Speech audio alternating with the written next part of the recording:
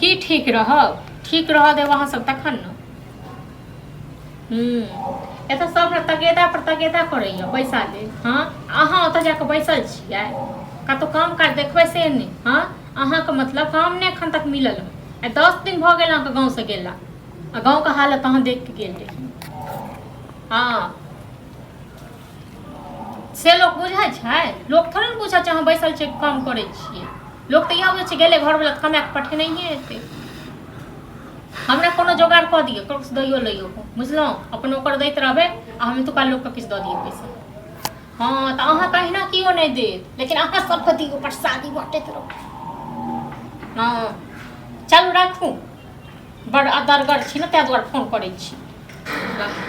सबक पैसा सब हमरा तंग कऽ के खा गेल।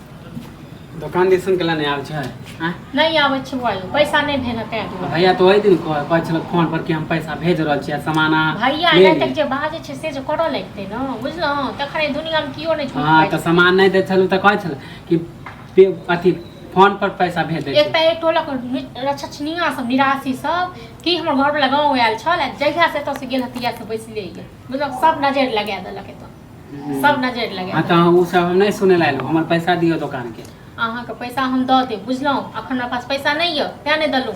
15 दिन के टाइम ले लिया 15 दिन से हो गए 1.5 महीना हो गए। अरे भ गेल अहाँ के पैसा के 1.5 महीना तो भाग थोड़े ना हम गेलिए हैं यौ हम तो एते छी न। कोई काम छोड़ के नहीं भाग जाए कोई नहीं छोड़ के भाग जाए। अहाँ सब मतलब एतेक तगेदा करै छी जे किछ कहै के नहीं। एक तो हमर मोन ओनाहिते जड़ल रहैया ऊपर से अहाँ सब और दिमाग ना तो हम कोनो कर्जा ले लायलू कतेक रुपया अहाँ के। हाँ अच्छा कत रुपया 3500 रुपया है। 3500 रुपया या 3500 रुपया मतलब हम की कतौ घर बना लेबै। 3500 रुपया में 3500 रुपया जो राख लेबै त अंबानी भ जेबै।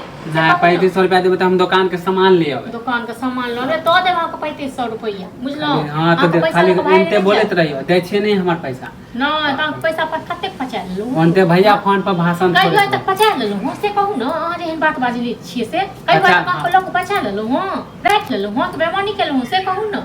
एमे बेमानी के की बात है हमर पैसा मांगला एलो त पैसा कहलहुँ अहाँ के बुझाए कहियो बौआ नहीं भेल हम पैसा तें नहीं देलु।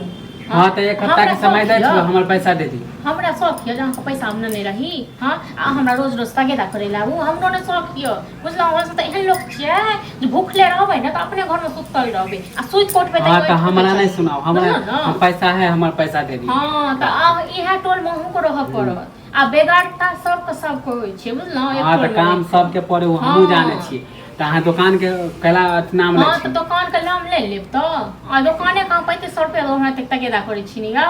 हां दऽ देब अहाँ के पैसा हमरा जगह है तैयार अखन 10 दिन भ गेलै 10 दिन से देखो त हमर दुकान खाली है हां पैसा नहीं दे छी मतलब 3500 के दुकान भेट। हां हां त नहीं कनको सामान लेबे ना ओहे बेच के ना लावे छियै अहाँ जब पैसा ले लेके बैठ जेबै तब त दुकान खोलते रह जेबै। हां त ठीक छै अहाँ पैसा हम दऽ देब बुझलहुँ अखन त तो कामो नहीं लागले। हां कम से कम 1.5-2 महीना का और टाइम दिया जहाँ एतेक दिन और। हाँ 2 महीना के कथी दियो 1 महीना में 1.5 महीना बिता दे 10 दिन के समय दे छी हमर पैसा दे देना फिर आ हम फेरो एक पैसा रहत न देब ने त ल लेब गिन के।